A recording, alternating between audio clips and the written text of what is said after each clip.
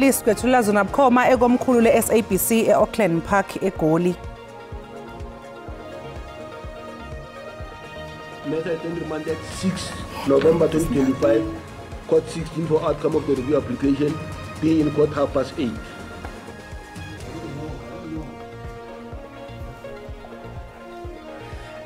Selihlehlisiselwe inyanga ezayo icala lenkohlakalo nokukhwabanisa elibhekene nesikhulu sezobunhloli uLieutenant General Dumisani Khumalo nabayisithupha solo nabo nabebefuna ukuxegiselwa imibandela yebheyili. I know that in this case, in my case, this whole thing is actually meant to block me. Ikomiti lasePhalamende liphenye izinsolo zokugxambukela kosombusazwe namaqembu egilamkhuba emaphoyiseni lizodinga udaba lokushenxa kwamanye amalungu alo ngemva kokulalela ubufakazi bephini lomkhuzo wamaphoyisa elisamisiwe uLieutenant General Shadrack Sibiya. A person comes out of this house and he greets me. And as I often meet people, I ask them, "Who are you?" He says, "I am Hangwani Maumela." Umengameli wezwe uCyril Ramaphosa useveze ukuthi wathi eyihambela wahlangana noHangwani Maumela nosolo ngokubandakanyeka izinsolo zenkohlakalo esibhedlela saseThembisa ngesikhathi eyihambela ngo-2024 kepha kusakuphika ukuthi banobudlelwane.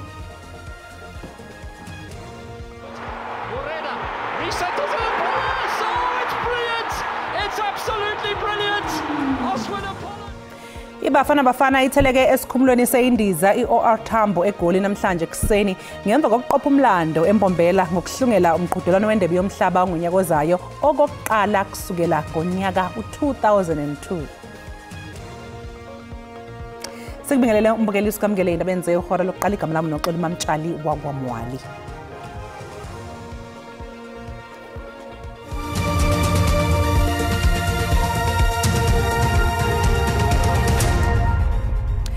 Selihlehlisiselwe inyanga ezayo icala lenkohlakalo nokukhwabanisa elibhekene nesikhulu sezobunhloli uLieutenant General Dumisani Khumalo nabayisithupha solo nabo. Abasolwa befuna ukufaka isicelo sokuxegiselwa imigomo yebheyili ukuze bezophindela emsebenzini kepha umbuso usufaka isicelo sokuphikisa isinqumo semantshi uVusumuzi Mahlangu sokushenxa kuleli cala ngemva kokunindeka eyinsolweni yeKhomishaneni kaMadlanga.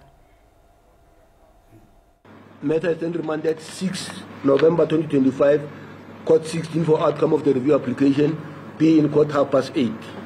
Ukhumalo nasolwa nabo bebesenkantolo nje ingoba bafuna ukuba bexegiselwe imigomo yebheyili ukuze bezokwazi ukubuyela emsebenzini. Manje umphahlelo ubalule izathu zokuthi kungani lihlehliselwe umhlazi isithupha kulwezi nonyaka loludaba. I cannot make a ruling before I've heard the prosecution and the defense on the issue. In the circumstances, I will allow the prosecution to file their review. The main issue cannot be dealt with today until we have the outcome of the review. Abameli bakhononde ngokuthi umbuso ubahlinzekanga ngamaphepha afanele njengoba ubalule ukuthi usazobhekisisa isicelo esifakwa abasolwa. Kusenjalo lo wabengummeli advocate Malisela Tefo ufake isicelo sokubandakanywa ecaleni kanti ubese veza ukuthi akufanele bexegiselwe imigomo yebheyili laba abafake isicelo sakho uxegiselwa. Wabalula ukuthi bayingozi emphakathini. Why should I want to bring I want to be the friend of court because there is the accused today, Mr. Khumalo and others. They were here to bring the application for the relaxation of their bail conditions. So according to me, the previous magistrate who recused himself, Mr. Mahlangu, who is also in my case anyway, I'm coming again on the 22nd of October here. So there was nothing wrong about the bail condition based on the character of the accused they are. Lolu daba luzobuyela enkantolo mhlazi isithupha kulwezi nonyaka. Namhlanje ikomiti lesikhashana lasePhalamende eliphenya izinsolo zokugxambukela kosombusazwe namaqembu egilamkhuba emaphoyiseni lizodinga udaba lokushenxa kwamanye amalungu alo ngemva kokulalela ubufakazi bephini lomkhuzo wamaphoyisa elisamisiwe uLieutenant General Shadrack Sibiya. Usibiya uthi kunetulo elicijwa ngamaphoyisa athile ahlose ukumvimbela ekutheni akwazi ukufaka izicelo zomsebenzi zezikhundla ezimbili eziphezulu uma kwenzeka kuvela isikhala. According to me, it's about the succession battle within the police. And why I'm saying this is about a succession battle within the police. I know that in this case, in my case, this whole thing is actually meant to block me.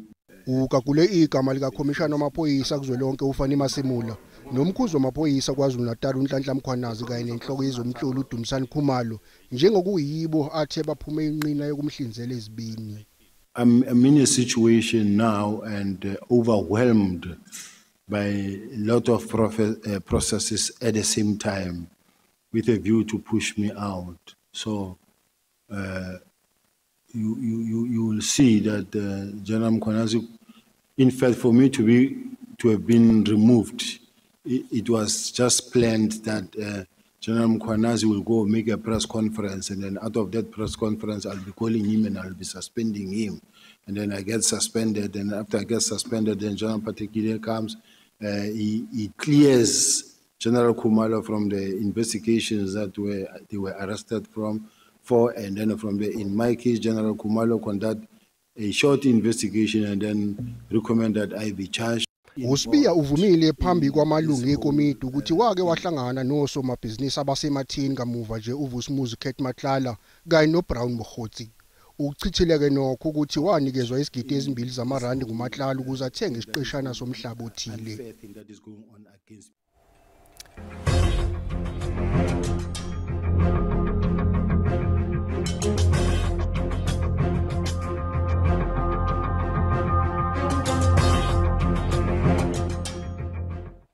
Usabhalele ikhomishana kaMadlanga uBrown Mkhotsi osolwa ngokuba nobuhlobo obuthile noSenzo Mchunu ukuthi kwelulwe isikhathi ukuze aphendule ngeinsolo abekwe zona ophenyweni lwezinsolo zobugebengu ukuxambukela kwezombusazwe kanye nenkohlakalo ohlelweni lwezobulungiswa bobugebengu njengoba umnqamlajuquwe insuku ezinhlanu anikezwe zona sewusondele. Umkhotsi uyavuma ukuthi usitholile isaziso somthetho wesithathu waphinde wazisana nekhomishana kaMadlanga ukuthi engathanda ukuthola ummeli wezomthetho azobonisana naye ngolesihlanu. Kanti njengoba kunesidingo esikhulu sokuthi avele kule khomishana siqu sakhe, ufuna kwelulwa isikhathi ukuze anikeze impendulo ezibhaliwe kanye nesicelo sokuvela ngaphambi kophenyo. Le khomishana kulindeleke ukuthi iqhubeke nezigcawu zayo kusasa.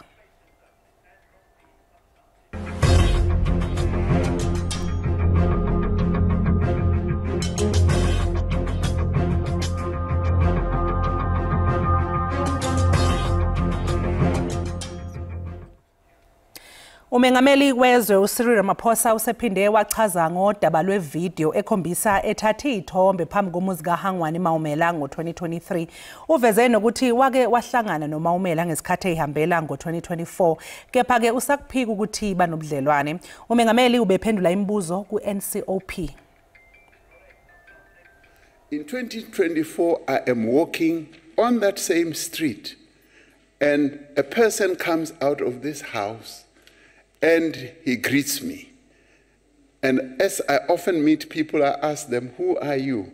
He says, I am Hangwani Maumela. And that's how he introduces himself to me. And I say, so you are the Maumela who is putting my name into disrepute. And he smiles away. And now I've encountered this person, and I walk away. And I walk to my home. And then in 2024, on the 26th of December, I am walking with my daughter, who loves walking too, on the same street. And there this young man comes out and he says, hello, Ramaphosa. My mother is here. Can you say hello to her?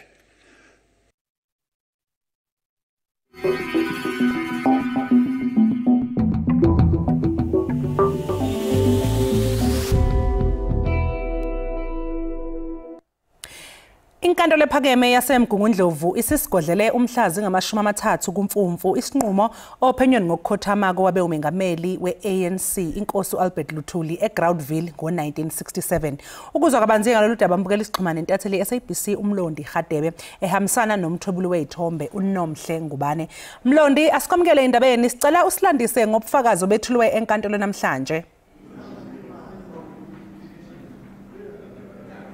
Angibingelele noxolo ngibingelele umlaleli esekhaya namhlanje abezokushushisa abaphuthule ukwenza izethulo phambi kwenkantolo njengoba beveza ngokusobala ukuthi okwenzeka ngo1967 kufanele kuthathwe noma isinqumo esakhishwa inkantolo ngo1967 kufanele sithathwe njengesingekho ikwazise ukuthi ubufakazi obabekwe phambi kwenkantolo ngalesa sikhathi kuyabonakala ukuthi kwakubufakazi obabenziwe nje ukuthi kuthidukiswe inkantolo ukuthi kwaziwe ukuthi uLuthuli washayiswa isitimela kodwa bathi ke kufanele umuntu ekufanele kube ngabe balahlwa icala umshayeli wesitimela owayekhona isitimeleni kanye naye owayekhona isitimeleni laphayana owesicimamlilo kanye noconductor wayekhona kulesa sitimela babuye baveze ngokusobala ukuthi namaphoyisa kukhona ingxenye ayidlala enkulu bathi kwasetshenziswa ikakhulukazi iminyango kahulumeni wezempilo umnyango wezamaphoyisa kanye nayo imboni yezitimela ukuthi ke kwenzeleke leli tulo nokuthi ke ikona abacelayo ukuthi inkantolo kufanele isiguqule isinqumo ngoba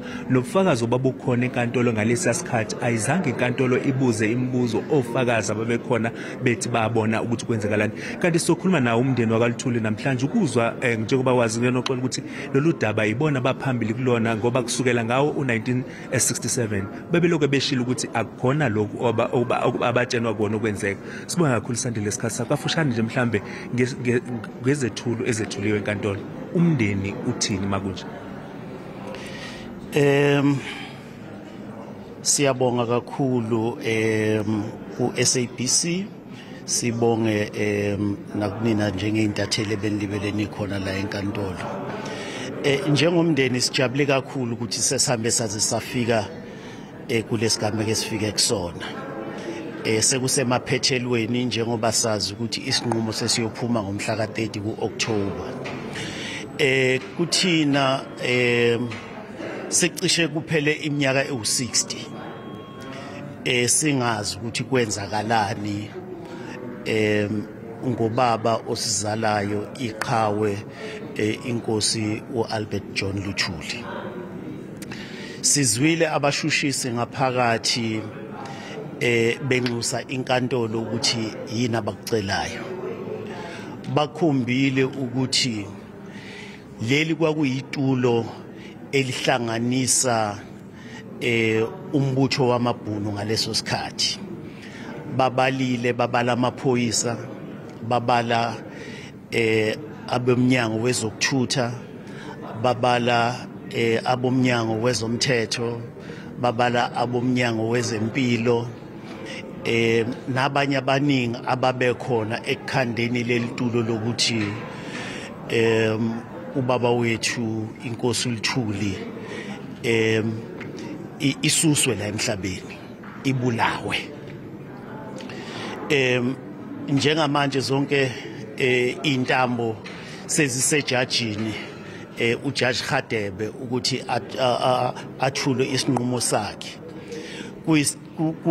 kuyithemba lethu nesifiso sethu ukuthi lokho abashushisa abacelile uzokwazi ukuthi avumelane nakho esebenzisa umthetho nako konke okusemandleni akhe azadlulele naphambili sibonga kakhulu bawesikhathi sakho ngiyabonga noxolo loyo obengumsandile Luthuli eveza kabanzi njengoba esho ukuthi uJudge noMpumelelo Radebe kulindele ukuthi ngomhla ka30 kuOctober ethule isinqumo senkantolo ukuthi inkantolo kuko konke ubufakazi osebuveziwe ngaphambi kwayo yona ibona kuyiluphi uhlangothi kufanele luvele ngalolu daba sibuyisele izintambo ngakwe studio Uke mbukeli lo bekumlondi Radebe ubesibikela esemgungundlovu okwamanje ke sathi qhu 8 kanti uma ngabe sibuya sokuphathela udaba oluthi we deal with whatever risk we are facing in the manner that is targeted that will ensure that the examinations are not compromised. Isikhungo esibhekele ubuqotho beyivivinyo ikamatikuletsheni uMalusi sithi konke sekumi ngomumo ngaphambi kokuqala kweyivivinyo zokuphela konyaka ikamatikuletsheni ngesonto elizayo.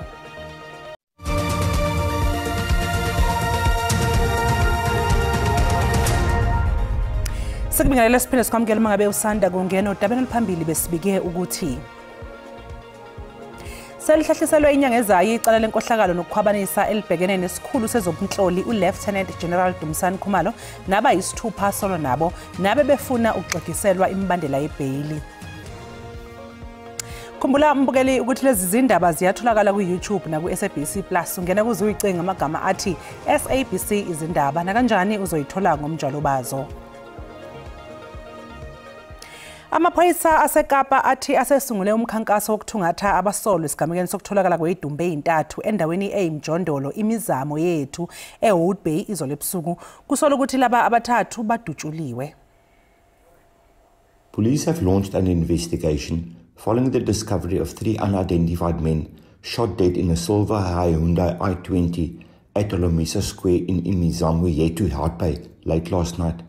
The motive for the triple murder is still unknown, but extortion is being investigated as a possible factor. Provincial Commissioner Lieutenant General Tembisile Patekele has strongly condemned the violence and called on the public to assist police with information that could lead to the arrest of those responsible. Information can be shared anonymously via Crime Stop on 08600 10111 or the MySAPS mobile application. Umsolo wokuqala ecaleni lokubulawa kaSenzo Meyiwa umuzi Sibiya uyaqhubeka nokwethula ubufakazi enkantolo ephakeme ePitoli. uSibiya utshela inkantolo ukuthi ngesikhathi amaphoyisa emthatha noma emhambisa ekhaya kwaZulu-Natal wafike watshela uyise ukuthi kuthiwa uboshelwe ukubulala uSenzo Meyiwa nokuyinto yena angayazi. Inkantolo ibuze umuzi Sibiya ukuthi kwakuyini inhloso yamaphoyisa yokuthi amise ekhaya kwaZulu-Natal. Bafike ekseni ngeSaturday siye sahamba bafike bahlangana ePort yase Cape Town Park. Umuntu owayengilandela iVeralia kwakuMhane, uMabhena, uNcamane, uBongani. Masifika eCape Town Park ePort sidibane noGininda noMhola. Babehlangana wasekhanjwa ngeimoto ezithu kwahanjwa ngeNissan neyiqashqayi kwahanjwa ngeFortune. Base bethi ngizobabonisa indlela ke eya ekhaya. Sahamba ke sayofika ekhaya. Masifike emakhaya bendlula epolice station yakwaCeza. Bacela amaphoyisa khona ukuthi baphelezele. Zasimoto ehamba sezi3. Saze sayofika ekhaya. Masifike ekhaya bake bangikhulumisa nabazali bami. Kwase kuza ubaba okokuqala emontweni wafike wangena emontweni bathi angikhulumele naye emontweni. Wangibuza baba ukuthi kwenze njani ngamtshela ukuthi ngiboshwa ngamaphoyisa angibophela icala engingalazi angishayile ngambonisa ukuthi ngambonisa nezandla la ukuthi zinjani wangibona nami emzimbeni ukuthi angisiyo lengane yakhe le ayazi. Wamtshela ngathi bathi mina ngabulala uSenzo mina ngazi lutho ngibulala kwaSenzo. Uthi watshela nomama wakhe ukuthi amaphoyisa ayamshaya uma ewatshela ukuthi akazange ambulale uSenzo Meyiwa. Ngiyamchazela ukuthi la ngiboshiwe ngiboshwe icala engingalazi ngishawa amaphoyisa since angibopha asengishaye kaningi athi mina ngabulala uSenzo. So noma ngiwatshena ukuthi mina angazi lutho ngofaka Senzo zange ngibulala uSenzo ebelokho elibele ngishaya. Icala liyaqhubeka. Isikhungo esiqinisekisa ubuqotho beyivivinyo kaMatikuletsheni uMalusi sithi konke sekumi ngomumo ngaphambi kokuqala kweyivivinyo zokuphela konyaka kaMatikuletsheni njengoba sekusele izinsuku eziyisithupha ziqale ngesonto elizayo. Udokotela Mafura Kometsi unxusa umnyango wezemfundo ukuba ubambisane nabo ukuze konke okuhleliwe mayelana nezivivinyo zokuphela konyaka zikaMatikuletsheni kuhambe ngendlela efanele. Urge the Department of Basic Education to speedily finalize the guidelines so that as a system we are able to establish the national requirements for the registration of online schools by provincial education departments and to indicate the requirements to be met for online schools to be accredited by Umalusi amongst others. Udokotela uRakometsi uphinde wathinta ngasohlangothini lokuphazamiseka kokubhala kwabafundi ngesikhathi sokubhalwa kwezivivinyo.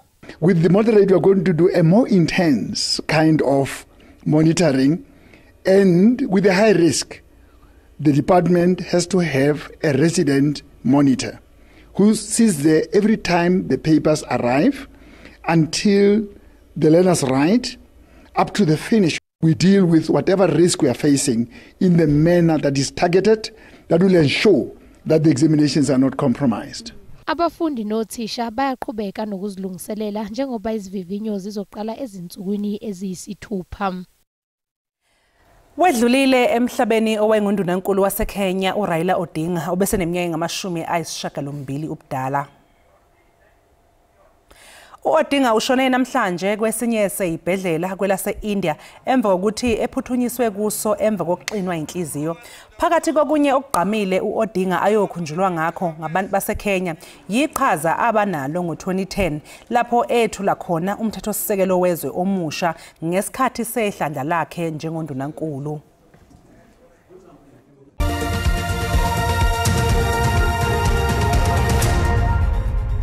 Kanti ke kwezemidlalo babukeli iBafana Bafana ingenele umqhudelwano wendebe yomhlaba okokuqala ngqa selokhu yagcina ukungenela lo mqhudelwano ngonyaka u2002 lapho wawusingethwe khona iKorea kanye neJapan. Leli qembu elicijwa nguHugo Broos liguqise iRwanda ngamagoli amathathu eqandeni emidlalweni wokugcina wokuhlungela indebe yomhlaba nokuwumdlalo ke obusembombela eMpumalanga. The South African team, the Rwanda team in their change kit. iBafana Bafana ibidinga ukuba inqobe umdlalo wayo neRwanda bese Nigeria guqisa iBenin nokuyinto eyenzekile. Hugo Broos ocija iBafana Bafana uthube lokhe nethemba lokuthi izolunga izinto yiza xekwa kakhulu ekuqaleni kokuqeqesha kwakhe lona leli qembu lakuleli. And I know you are not always agreed with the choices I made. And I said already that I make on different criteria choices than you do. For me, it's important to have a player with quality, first of all, a player with the right mentality, secondly. uBroos ngumqeqeshi wokuqala weBafana ukuba siza iqembu lingenele iAfrica Cup of Nations kanye nomqhudelwano wendebe yomhlaba kulandelana. Everybody laughed with Bafana Bafana. We were a joke, and now we are there. We are on a high level, and everybody respects us.